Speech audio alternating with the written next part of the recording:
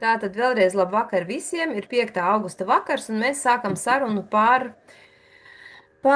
augusta izaicinājumu 9 sēnēm. Daci šoreiz nevarēs pieslēgties, tāpēc mēs trietā ar Initu un Miku tad mēģināsim jums pastāstīt par 9 sēņu sugām, kas ir izvirzītas sēņu izaicinājumā. Mēs jau nedaudz apspriedām, kā ir ar sēnēm katrā Latvijas galā, un šis tas jau sāk augt, bet joprojām mežā tāda liela daudzveidība, kā mums gribētos, vēl nav atrodama. Bet tad sāksim ar mūsu prezentāciju.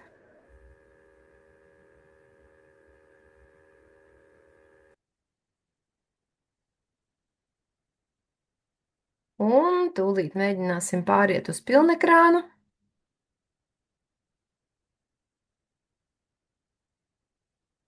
Tā, es ceru, ka jūs redzat pirmo slaidu. Redzat? Redzam, Ļoti labi, jo reizēm nevar saprast, ko cilvēki redz. Nu tā tad izaicinājums. Šoreiz mums ir 9 sēņu sugas, manuprāt, ļoti interesantas visas, ļoti saskanīgas, bildē ir saliktas.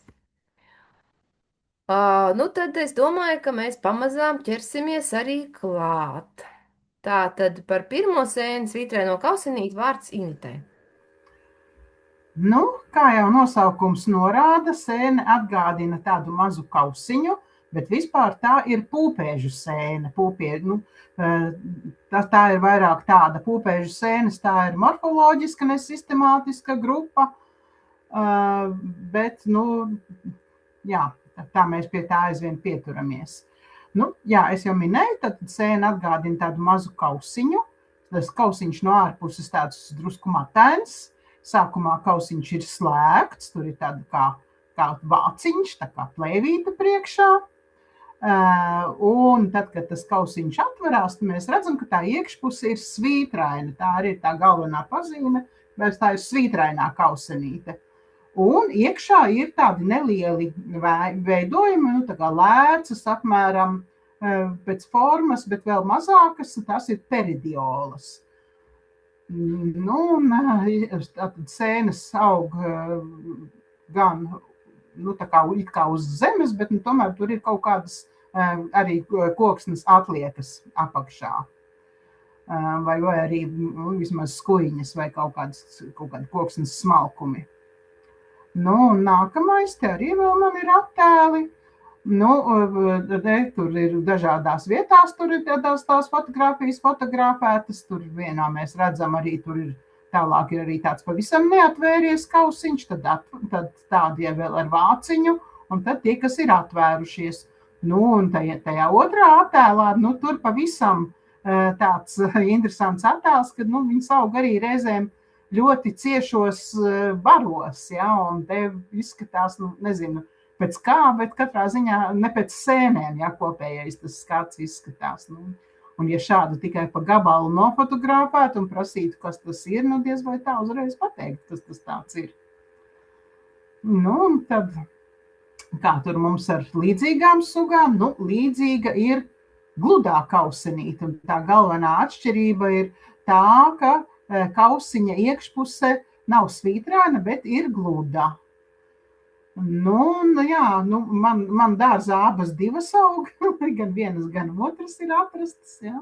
Tā kā man pat ir grūti pateikt, ja, vai kura tad ir retāka. Nē, šī ir retāka tomēr sastropama, ja, biežāk tomēr ir tā svītrainā kausenīte. Un beigās te Diāna ir atradusi vēl arī video, bet to mēs norunājām, ka to parādīs beigās, lai tagad nejauktos galvenais jūs atgādināt, ka mēs apsolījām to video, kā aizpļāpāsimies un tad beigās aizmirsīsim. Tā, un tālāk. Te ir atradnes, ja, dabas datos tāda ļoti iecienīta tomēr, ja, 119 atradumi. Kā redzam, tad pēc visām tām kartēm, ka sēnes parasti aug Rīgas apkārtnē, Gaujas Nacionālā parkā un vēl šur tur, ja. Mums vajadzētu šo kļūdu labot, un tāpēc būtu ļoti labi, ka mums būtu arī tie sēņu pētnieki ziņotāji no citām vietām, jo diez vai šādas kartas tā īsti liecina par sēnes izplatību, vairāk tas liecina par to, kur tie mikologi un mikologu draugi staigā un tās sēnes meklē. Nu tā, tālāk. Un tad parastā piestenīte, tā arī man dārzā aug uz koksnes. Nu, un tā ir vēl mazāka par tām ligzdenītēm, arī pūpēžu sēne, un tāpat ir līdzīgi tāds maziņš trauciņš ar vāciņu, jā, tāda maza muciņa. Nu, un varam redzēt apmēram tas attēls, kas šeit ir, tas ir uz čiekura. Jā, nu, salīdzinoši ar čiekura zviņām, cik tie kausiņi patiesībā ir maziņi. Tā, nu, tālāk. Nu, te ir vēl daži attēli, arī visi tādi maziņi, uz koksnes atliekām, kā vieni taupi otri, tie ir arī te no dažādos laikos, dažādās vietās, jā, bet, nu, apmēram tas pats jau vienība, jā, tādas mazi trauciņi. Tiem lietas pilieniem tad vēlāk. Nu, un tad te būs, tas video jau būs vēlāk, jā. Nu, arī atradnes diezgan daudz ir atzīmētas, ja, nu, vienkārši dabas datos mums tie ziņojumi ir vairāk, tāpēc, ka tie vairāk tika lietoti, un tos dabas datus jau patiesībā tā aktīvi te pārus gadus tikai lietojam, bet tas ir, nu, inaturālistu, tā kā, nu, iespējams, ka tad arī būs vairāk. Nu, tālāk, kas mums ir, tagad, jā. Tad nākamā sēne ir smirdīgā kārpsēne. Mums šoreiz tāds interesants periods. Tātad skujkoku mikorizes sēne meklējam skujkoku mežos. Un augot un smird mēs parasti sakam pēc pūšiem kāpostiem, bet citiem ir fantāzija sniegusies arī tālāk. Ja? Es esmu lasījis, ka pēc veciem ķiplokiem un arī pēc purkšķiem smirdot. Nu, tad katram tā sēne ir jāsameklē, jāpost un jāpasaka, pēc kā tad īsti kož. Tāda pelēcīgi brūna krāsa, galiņi parasti ir izteikti gaišāki un tie galiņi ir saplacināti, atšķirībā no karallenēm, kurām parasti tomēr tie zariņi ir apaļīgi. Aug gan Eiropā, gan Ziemeļamerikā, un, kā jau es teicu, skujkoku mežos, reizēm izaug ļoti lielā daudzumā, un sākumā ir grūti pamanīt, liekas, ka tajās sūnās tur vienkārši kaut kādi mazi kušķīši, bet, ka ieskatās, reizēm mēdz būt tā kā liels teritorijas noklāts ar šo sēni. Rekur šeit ir vēl pāris stūplāni sēnei. Tie gali nereti mēdz būt tā kā paplatināti un tā kā nevis spici, bet drusciņi tā kā strupi, it īpaši jaunām sēnēm. Un par līdzīgajām sugām runājot, viena tāda ir asteru kārpsēne, kas izskatās diezgan līdzīga, taču nav smakas. Tā ir galvenā pazīme. Otra pazīme, ka aug visbiežāk lapu koku un jauktos mežos. Tas nozīmē, ka ir saistīta vairāk ar lapu kokiem nekā ar skujkokiem, atšķirībā no smirdīgās kārpsēnes. Vēl par līdzīgu sugu varētu uzskatīt smalko kārpseni, Telephora penicillata, taču tai ir izteikta tāda zariņu noliekšanās līdz pat zemē. Tas nav no vecuma, tā ir tāda raksturīga sēnes pazīme, ka tie zari noliecās līdz pat zemē un izteikti gaišāki galiņi ir. Tā ir tātad otra tāda raksturīgā suga, un smakas arī nav. Tas nozīmē, ka tā smaka ir viena no tādām raksturīgākām pazīmēm smirdīgajai kārpsēnei. Nu, kā daudz no jums zina, es nodarbojos arī ar dzīves krāsošanu ar sēnēm, un šai sēnei ir ļoti interesanti pigmenti dažādi, un parasti var iegūt kaut kādu zaļganu, pelēku zaļu krāsu, bet man ir vienreiz izdevies iegūt arī tādu, kā jūs redzat attēlā, ļoti koši zilu krāsu, kas gan diemžēl nav īpaši stabila, arī indigo nevar salīdzināt. Viņa gaismā pārvērtīsies par tādu zaļganu, gaišu zaļganu. Bet gribējās pieminēt. Atradnes rekur pārāk daudz nav atzīmētas, bet viss ir papildināms, jo sēne ir diezgan izplatīta, vienkārši ir jāziņo. Katru reizi, kad pamana, gan tur, gan tur. Nākamā ir atkal initas sēne. Nu, egļu baravika. Nu, kurš gan nepazīst baraviku, jā? Nu, lai gan liekas Bet no tām baravikām arī reizēm nemaz nav tik vienkārši. Ja mums jau ir ne tikai egļu baravika, ja mums ir arī priežu baravika un ir arī vasaras baravika. Ja, un kādreiz bija arī izdalīta bērzu baravika, ja, kas tagad ir tikai egļu baravikas forma. Bet egļu baravika patiesībā var būt veidot mikorizu arī gan ar bērziem, gan arī priedēm. Ja mēs atrodam to baraviku priežu mežā, un viņi ir tāda tomēr samērā gaiša un samērā slaida, ja, iespējams, ka arī tajā priežu mežā ir egļu baravika, ja, jo varbūt tas mūsu latviskais nosaukums īsti neatbilst tai situācijai, ja, jo boletus edulis, ja, viņš tā kā nav tieši ar egli saistīts, ja, tas zinātniskais nosaukums to nenorāda, ja, bet tas ēdamā baravika droši vien mēs netik nevarētu saukt, ja tas neskanētu labāk. Un tad tālāk. Un te, piemēram, man ir tā viena, kas ir kurus kādreiz mēs uzskatītu par bērzu baraviku, jo vismaz toreiz skaitījās, ka tās bērzu baravikas ir tādas mazliet druknākas, un tas stobriņu slānis nav tik zaļgans, ja. Šeit pat tāds bišķiņ tīklojums uz kātiņa, ja tai.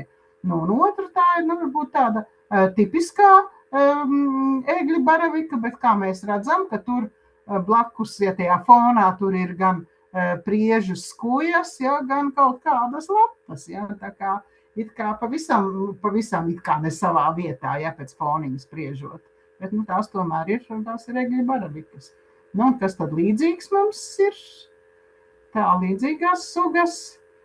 Tā tad vasaras baravika, kas aug zem ozoliem, tiešām parādās agrāk nekā egļu baravika vai priežu baravika, jau tur ap Jāņiem reizēm, ja. Un, jā, parkos bieži ir, tiešām lapu koku ozolu mežos. Tāda priežu baravika, tā ir parasti tāda ar ļoti tumšu cepurīti. Jā, mēs zinām, ka krāsa ir mainīgs lielums, ja, bet pārsvarā viņas tomēr ir tādas drīzāk tādas kastaņbrūnas, tādas tumšākas. Un tajā trešā attēlā tur, jā, viens burtiņš man ir pazudus, priežu baravika, jā. Un tur ir līdzās nofotografētas gan tā egļu baravika, gan arī žuldzbeka. Un žuldzbeka, te jau droši vien visi mums ir ļoti pieredzējuši, ja, bet varbūt dara atkārtot tomēr tās galvenās trīs pazīmes, tādi sārti, nedaudz tā kā izcilnēti stobriņi, tīklots zīmējums uz kātiņa un rūkta garša. Ja? Tās ir tās trīs tādas pazīmes, kas atšķir žuldzbeku no pārējām bekām, tā skaitā no baravikas. Un tālāk. Baravikas noteikti ir vairāk nekā šīs atradnes, bet par baravikas droši vien lielāko tiesu apēda nevis ieziņo kaut kur, ja? Tā, es zinu, ka citi jau varbūt pat tiešām nemaz neziņo, ja? Nāks un kāds atradīs tagad manu baraviku vietu, ja es paziņošu. Es gribu redzēt, kā kāds pēc šādas kartes, ja varētu kaut kur atrast konkrētu baraviku vietu, ja? Tā, bet ziņojiet. Nebraukšu, tāpēc viņas ir apēst. Nākamā sēne Dacē ir ļoti skaista bilde izdevusies, samtainā mietene. Tā tad aug skujkoku un jauktos mežos, un lai arī tā nevienmēr izskatās, tomēr apakšā vienmēr ir koksne, uz celmiem trupošām saknēm. Cepurī tādā skaisti ir brūnā krāsā, un raksturīga pazīme ir tāda apaļa un ieritināta, ļoti skaista cepurītes mala. Protams, kātiņš ir izteiksmīgs, kātiņš ir ar tādu samtiņu pa virsu, un parasti atrodas cepurītes malā, nevis tieši centrā. To labāk redz, protams, lielākām sēnēm, šai vēl to nevar ieraudzīt.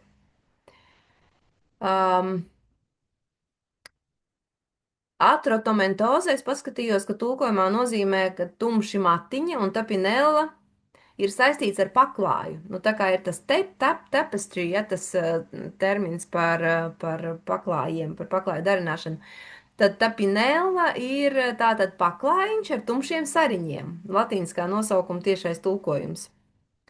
Paskatīsimies, kāda vēl eksemplāra mēdz izskatīties. Nu, šis ir ļoti liels eksemplārs. Ja jūs paskatīsieties sēnes LV lapu, tad tur ir viena cepurīte atrasta tāda, kas ir 25 centimetri. Man liekas, ka šī arī uz to velk.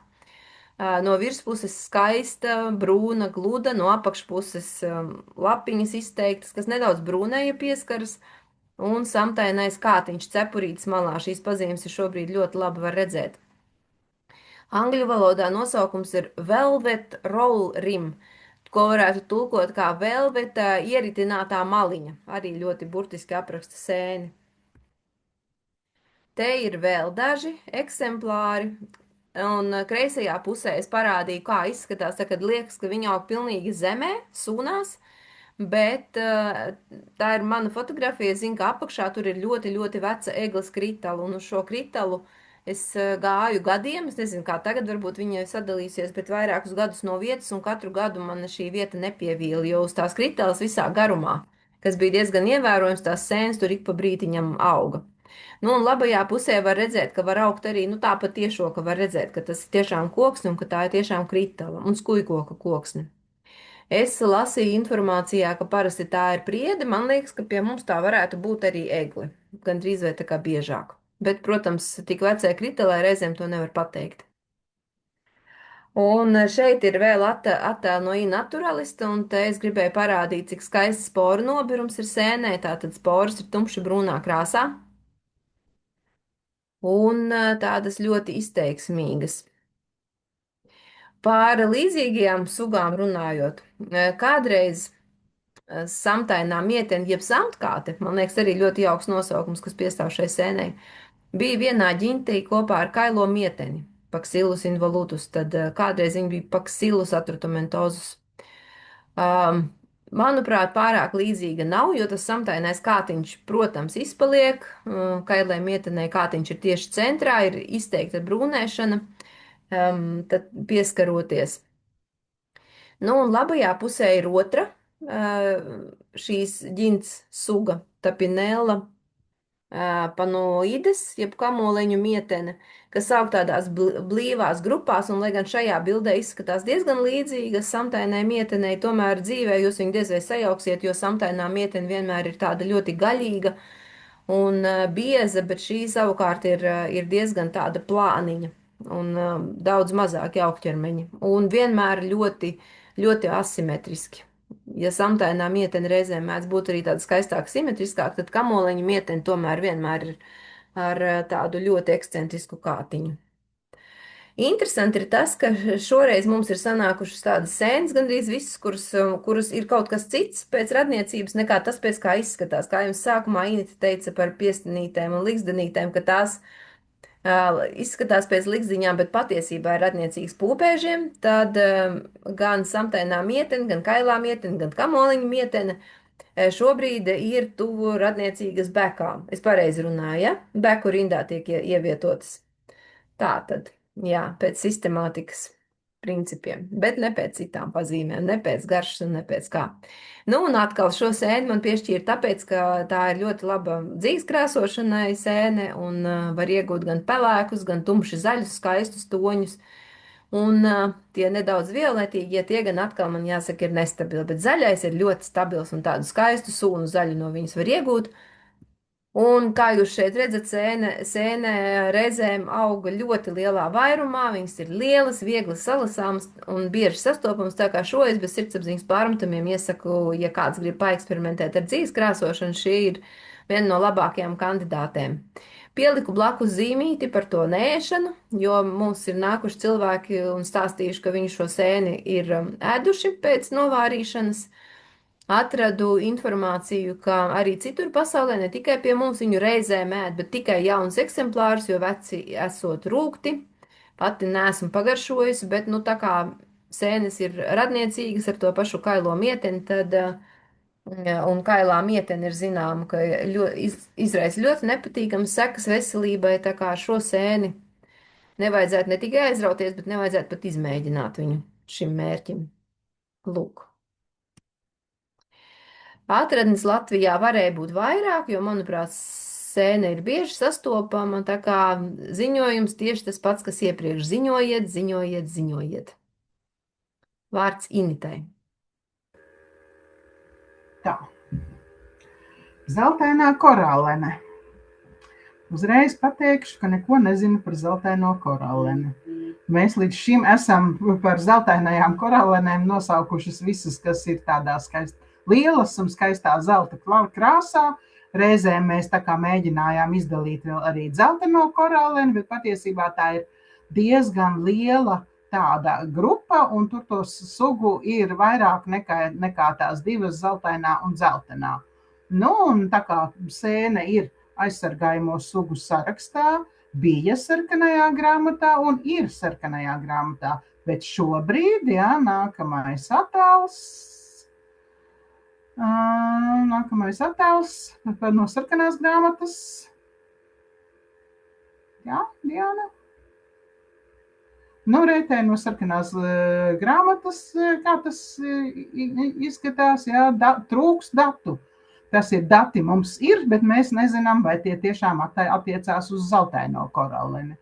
Nu, mums Latvijā nav neviena, kas būtu nospecializējies uz korālenēm un tam līdzīgām sēnēm. Tur ir vajadzīga tomēr specializācija, tad ar to arī tieši jānodarbojas. Tur ir gan mikroskopēšana, gan, kas arī var nelīdzēt, ja, ka tur gan gēnu sekvenču analīzes, lai tad mēs noskaidrotu, kuras un cik un kādas mums tās korālenes ir. Nu, un tālāk, kas tur tālāk? Nu, jā, redziet, te ir dažādi krāsu toņi, kas paši par sevi neko nenozīmē, tur vienkārši ir vecākas, jaunākas, dažādās augšanas vietās, jā, un pēc tās krāsas vien mēs nevaram pateikt, kura ir, no visām ir katra korālene, jā, bet šīs visas ir kādreiz vismaz uzskatīts, ka tā ir tā zeltainā korālene. Nepazīstu. Jā. Un droši vien, kad ja mēs arī ziņojam, visticamāk, ja tie ziņojumi būs kā vienkārši korālene ramārija, ja, jo, redziet, inaturālistā nav neviena, jo tur vienkārši neviens to neapstiprinās, ja, jo bez tās bildes nevar pateikt. Jā, tur ir tie dažādi zari un visu, bet pēc attēla, tāpēc arī, redziet, nav jau tāds, ka viņi nav fotografēti, ja, bet neviens speciālists neņemās apstiprināt pēc attēla. Nepietiek ar attēlu. Jā, tur var mēģināt skatīties kaut kādas tās morfoloģiskās pazīmes, ja, bet tas nav droši.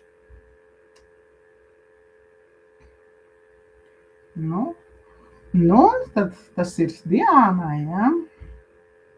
Jā, un atkal kaut kas neizskatās pēc kā izskatās šis iedzeltenais juņpūpēdis, ne tikai izskatās pēc pūpēža, viņam pat nosaukumā ir vārds pūpēdis. Tomēr atkal pēc radniecības ir radniecīgas bekām. Un ļoti raksturīgs, ļoti bieži sastopams uz muzeju, ne tikai uz muzeju, arī sēņotāju grupās bieži vien prasa, vai šī ir trifele, jo cilvēki liek ļoti lielas cerības, bet nē, diemžēl trifele nav.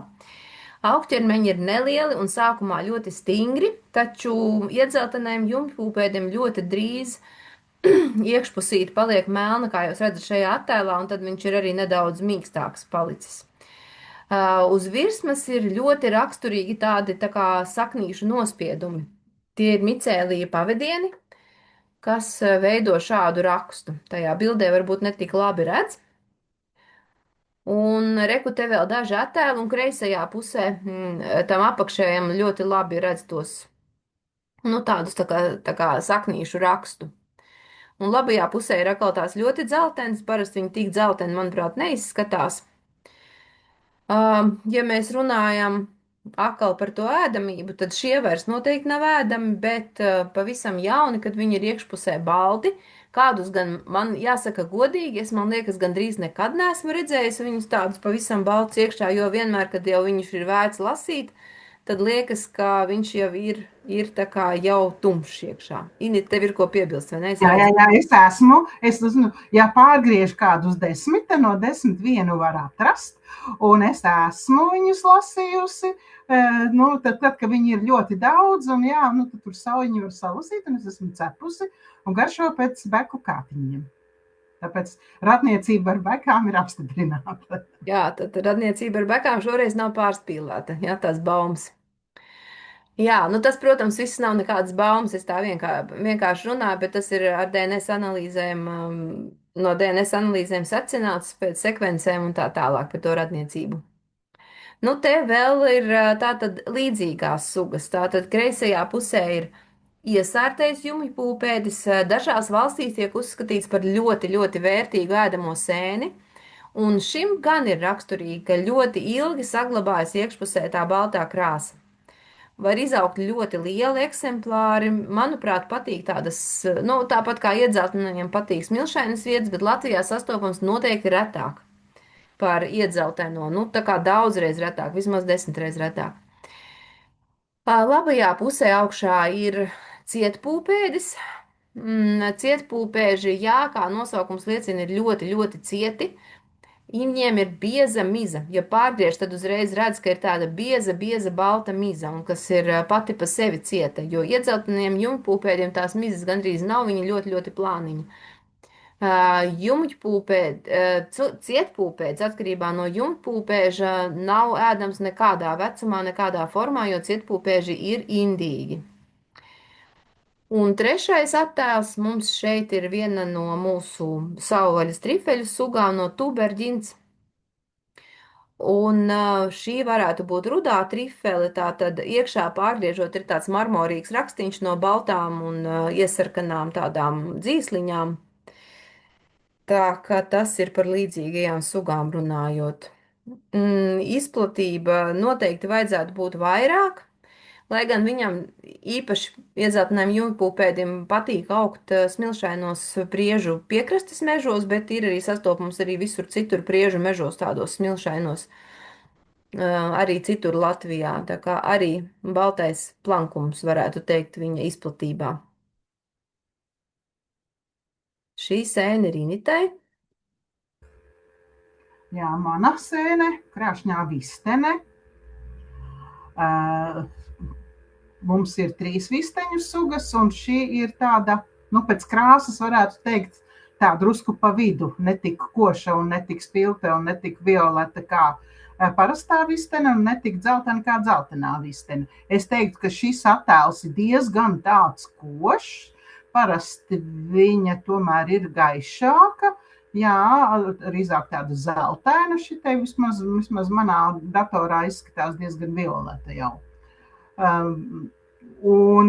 Jā, aug uz koksnes, uz skujkoka koksnes, un, pa vienam, pa divās, bet viņas nekad neveidos tādu ļoti lielu čemuru, jā, varbūt vairākas kopā, bet ne gluži kā mainīgās pacelmenes vai celmenes. Tālāk. Redziet, te arī, ka viņi var būt diezgan dažādās krāsās, jā, te viena ir pat tāda diezgan zeltena, bet tās ziviņas tomēr ir redzamas. Un otra, jā, tas jau atkal tāds tumšākais variants. Arī velk tā kā uz parasto visteni, bet tomēr viņa nav tik violeta un nav tik koša. Un tālāk. Tad līdzīgās sugas parastā vistene, reizēm viņas ir ļoti tādas spilgti violetas un spilgti dzeltenām lapiņām, ļoti spilgta sēne. Un otra ir dzeltenā, jeb Sāmsalas vistene, kurai to zviņu patiesībā gandrīz nav, jā, varbūt ļoti, ļoti maz, un tā jau ir vispār ļoti reta suga, dažas reizes tikai Latvijā atrasta. Tā kā, vispār jau mēs priecātos, ka ziņotu arī par citām, ne tikai to, kas mums ir tā mēneša sēne, jā, bet arī par līdzīgajām sugām, un vispār mēs par visiem ziņojumiem priecājamies. Skaitās pat ēdamas vistenes, jā, bet kaut kā īpaši tiek, parasti jau nekad Mēs neiesakām un nekur neiesaka ēst vecas sēnes. Bet šeit kaut kā literatūrā uzkrītoši bieži ir pieminēts, ka tikai ļoti jaunas ēst. Es pati neēdu, es vārāmās sēnes nelasu, tā kā neko pa garšas īpašībai nevienai vistenē nevaru spriest. Tālāk, kas mums ir atradnes, arī kā vienmēr, tātad dabas datos vairāk, naturālistā mazāk, un atkal izplatība apmēram tā pati, kas visām, tur, kur staigā mikologi, un visi sēņu draugi, dabas draugi, lūdzu, dabas draugi, citur sasparojieties arī citur Latvijā. Sēnes ir visur, un noteikti jau šīs.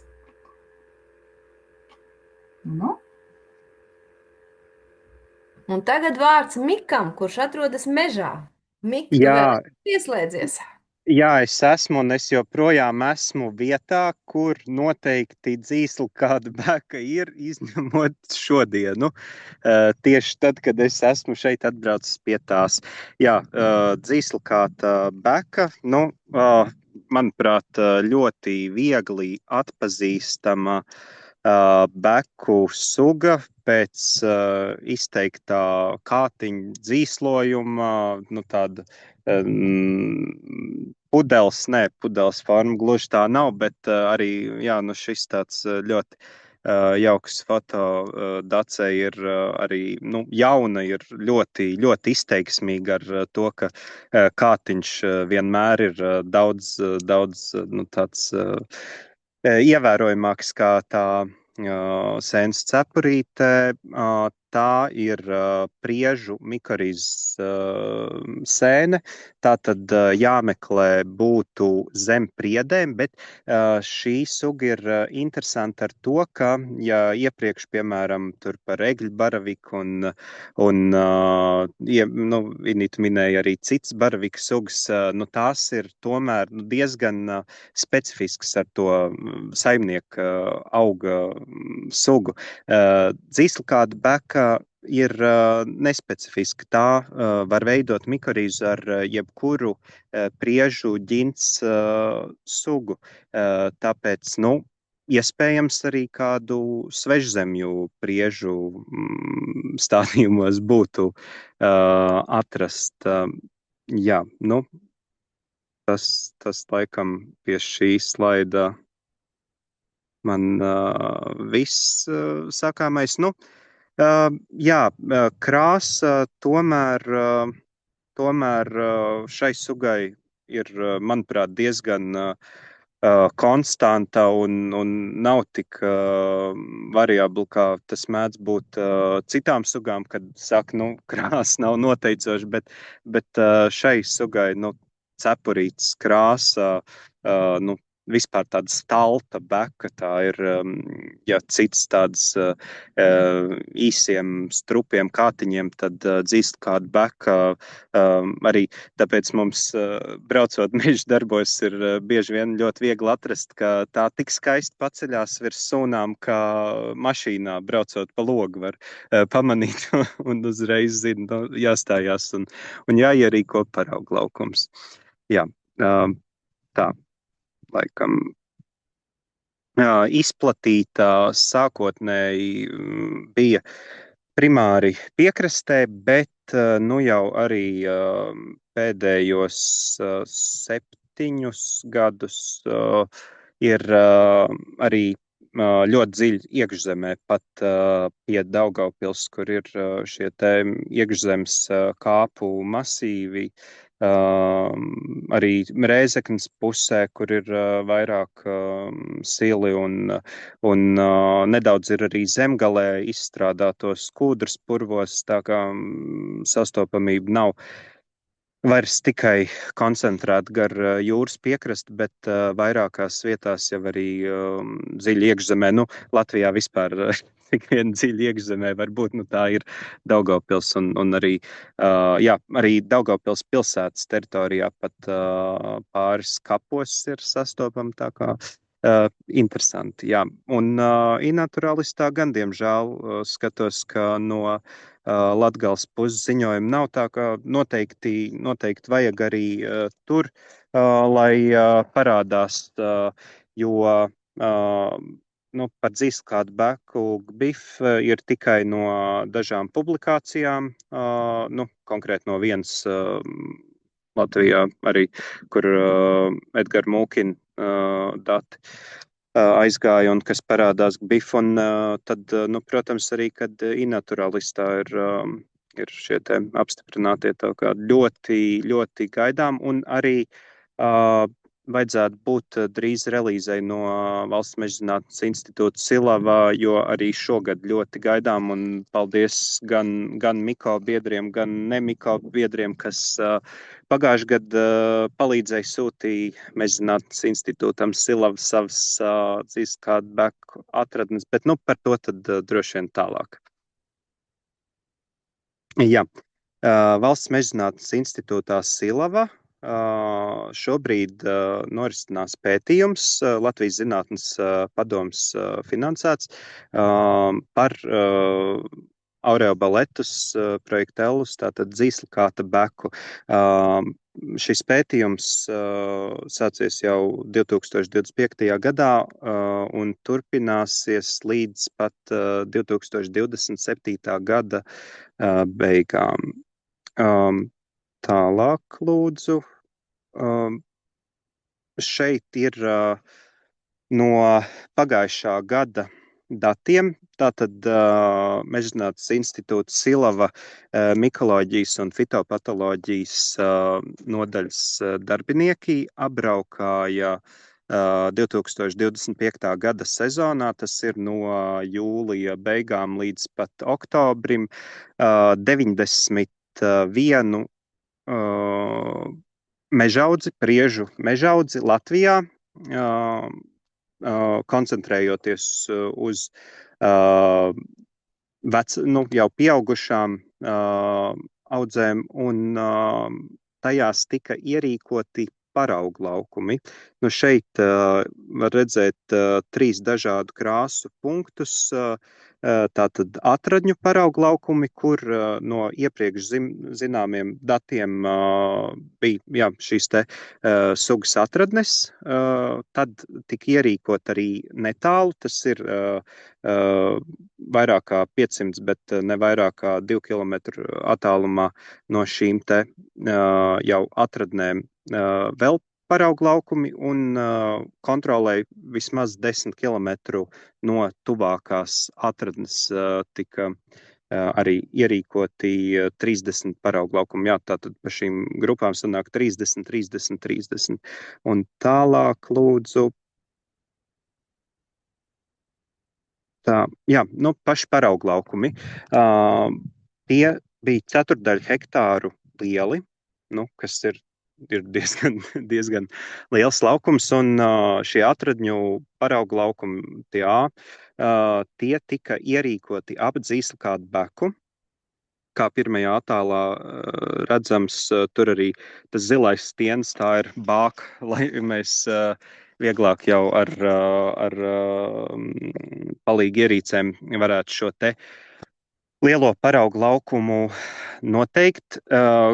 Šajos lielajos parauglaukumos tika uzskaitīti koki, tie tika mērīti, tātad šis koku caurmērs, tika novērtēts kopumā, kāda ir šī mežaudzes struktūra pēc koku sugām, tika arī pamešu un paaugu vērtēts, kādi krūmi ir dažādi, un pats svarīgākais, visdrīzāk, man personīgi pats svarīgākais bija novērtēt veģetāciju, un šeit redzams kvadrātmetru liels metrs reiz metrs veģetācijas rāms, kas tepat netālu man arī šobrīd stāv, bez rāmja nekā veģetācijas novērtēšanā, un ar to tika apstaigātas parauglaukumā 20 priedes, izkliedes visā parauglaukumā, un priedei katrā pretējā pusē tika novietot šis rāms un novērtēt vizuālu veģetāciju.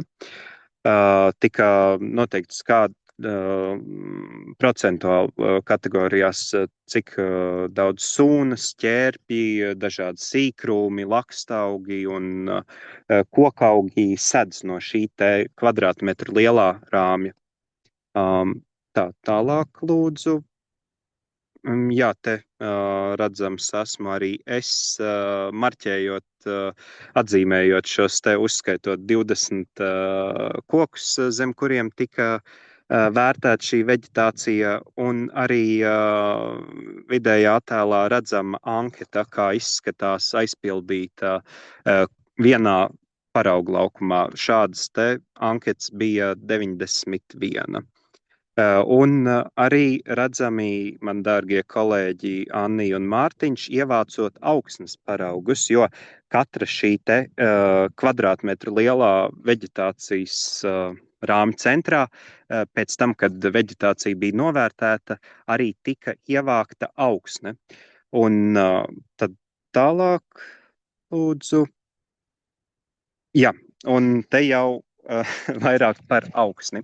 Augsnē tika ievākta gan, lai noteiktu tās ķīmisko sastāvu, jo sugas ekoloģijas izpētē, kas ir pats svarīgākais, šī pētījuma mērķis izpētīt dzīslakādu bekas ekoloģiju, un tad tālāk jau arī pēc ekoloģijas varam jau spriest vairāk par to, arī par karsto tematu, kas ir, vai tā būtu uzskatām par invazīvu. Un, jā, pēc augsnes ķīmiskajām analīzēm var novērtēt, piemēram, pavisam vienkārši, vai tai nepieciešama skāba augsne, vai vairāk neitrāla, vai pat bāziska, vai pat jau sarežģītāk, teiksim, dažādi mikroelementi, kas interesanti parādījās izteikti tieši tajās atradnēs augsts svina saturs. Te gan, protams, tāda nians, ka ļoti daudz šie te atradņu parauglaukumi bija piekrastē, kur turpat blakus ir arī ceļš, un zinām padomu laikos, kāds bija degvielas sastāvs. Un tad otrā nozīmīgā lieta no šiem augsnes paraugiem, ko iegūt, bija ģenētika, jau tālāk uz ģenētiskajām analīzēm. Un šeit attēli konkrēti ir no Tartu Universitātes, kas ir sadarbības partneri šajā projektā, kur tika jau nogādāts Mežzinātnes institūtā Silava izdalītais DNS, tālāk uz PCR reakcijām, ko var redzēt tur pirmajā attēlā, ko es veicu, un vidējā attēlā mūsu lielais palīgs Rasmus Puseps, kas ir šo te PCR laboratoriju vadītājs, un kas man viena no mīļākajām daļām, tas ir trešais attēls, tātad labajā pusē, tā ir gēla elektroforēze, šis te process, kur tiek ievietots šis te ģenētiskais materiāls, un jā, tā skaisti, tas ir ļoti skaists process, kam ir arī, protams, nozīme gan šī materiāla kvalitātes novērtēšanā, arī šo heterogenitātes, un, jā. Tad tālāk lūdzu, un tālāk jau šeit konkrēti redzams ekrāna šāviņš no mana datora personīgā, kā izskatās pavasara un ziemas mēneši cilvēkam, kas visu vasaru un rudeni ir pavadījis mežā ievācot datus. Šādi izskatās jau datu apstrāde, un dažādu korelāciju un meklēšanu, un jau pirmās iezīmes parādās par sugas ekoloģiju, arī taisa skaitā. Jā, tālāk lūdzu.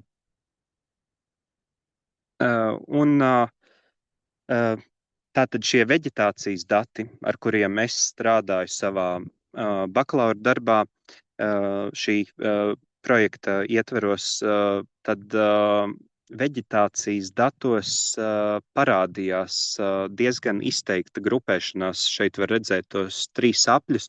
Tātad šīs atradnes grupējās un izteikti tomēr statistiski pietiekami arī atšķīrās no parauglaukumiem, kas bija vienkārši netālu no šīm sugas atradnēm, kurās neatrada dzīslkādu beku, un arī pietiekami atšķīrās no parauglaukumiem, kas pēc viss tipa priede, veca audze, sils un mētrājs, ko es laikam neuzsvēru, ka tikai sils un mētrājs mēs apsekojām. Viss it kā sakrīt, bet tomēr pēc meža tipoloģijas sakrīt, bet tomēr veģetācijā vērojams atšķirības, un arī šie parauglaukumi grupējās, un tāpēc, ka tur nebija piemēroti dzīslkādu bekai apstākļi, un jo ir kādas atšķirības veģetācijā.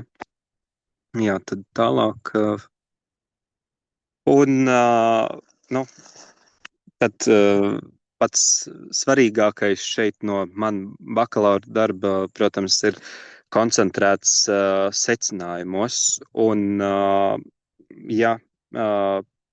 iepriekš, ko arī varēja izvirzīt potenciāli kā hipotēzi, bet tas netika darīts. Šķiet, saistām tādi ķērpjaini vienkārši meži ar dzīslkādu beku. Patiesībā pats galvenais bija tieši atklātas augsnes un bez veģetācijas laukumi, kas ir nozīmīgi un pozitīvi ietekmē šīs sugas izplatību. Un toties pilnīgi pretēji sīkrūmi, it īpaši mellenes un brūklenes, tās kavē šīs sugas izplatību, un tātad mežos, kur ir lielāks šo sīkrumu segums, mazāk iespējamība sastapt ir dzīslkādu beku. Un arī pēc augsnes ķīmiskā sastāva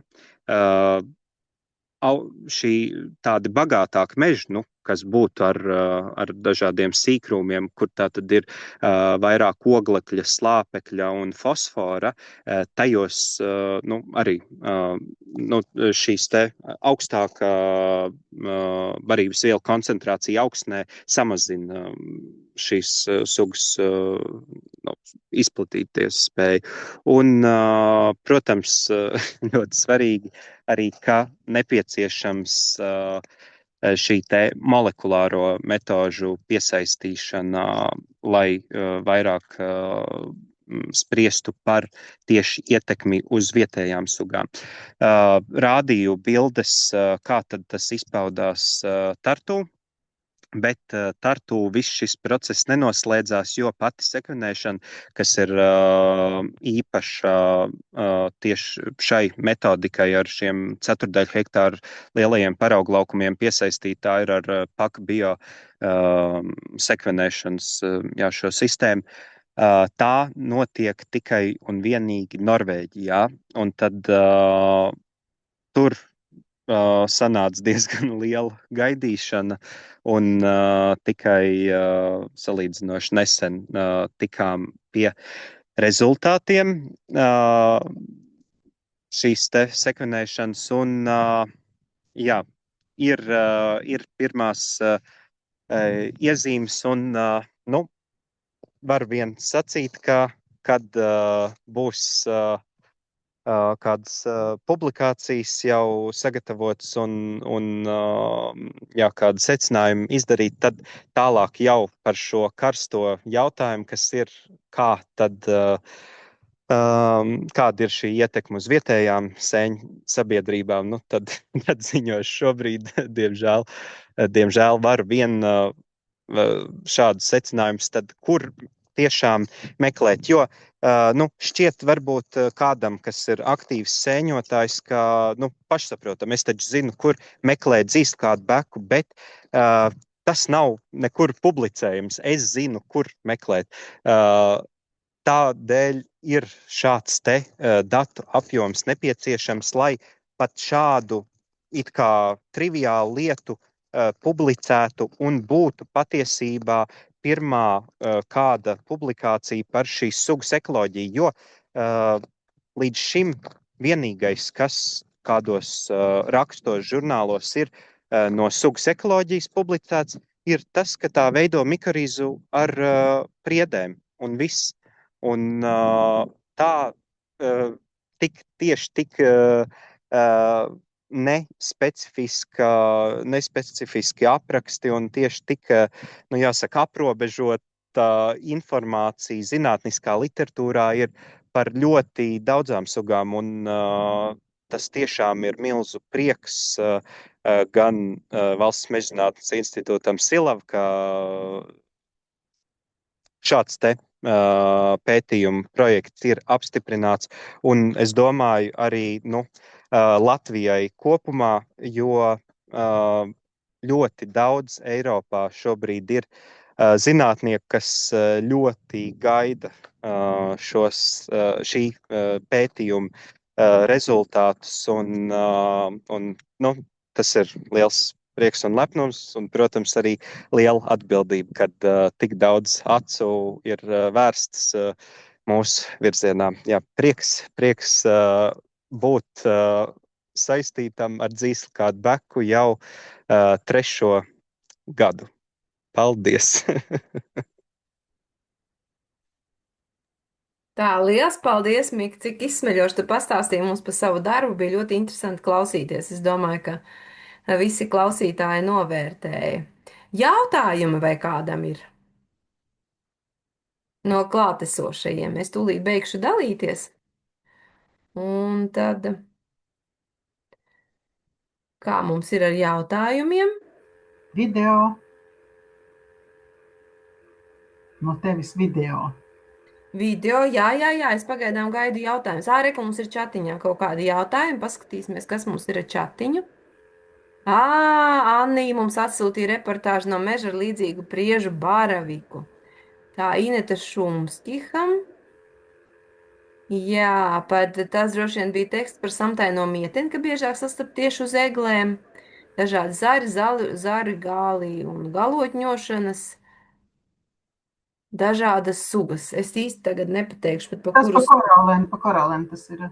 Tas bija par korālēm. Nu, jā. Nu tā.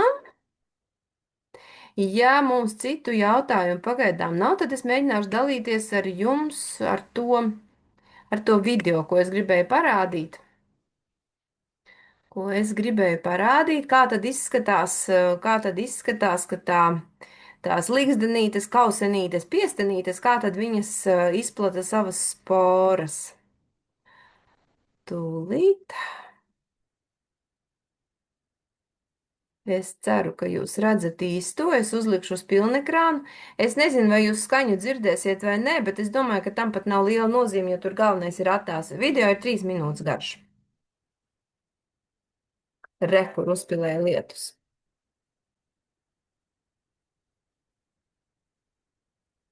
What can a single raindrop do?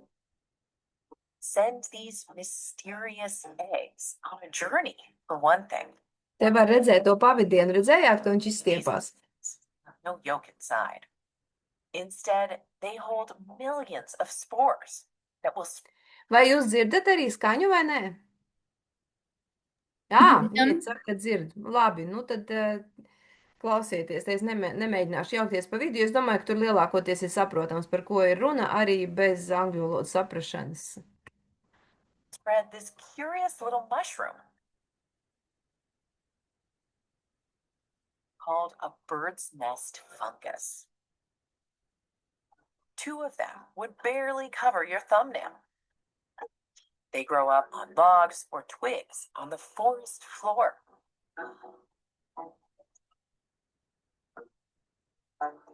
Or mulch in your backyard.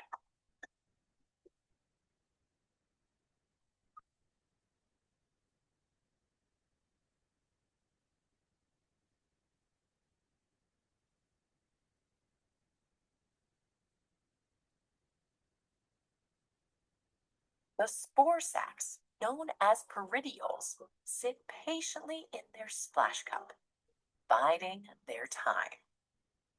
When a raindrop hits the cup, the peridiole hurtles off in milliseconds and lands on the ground or a leaf. Bam!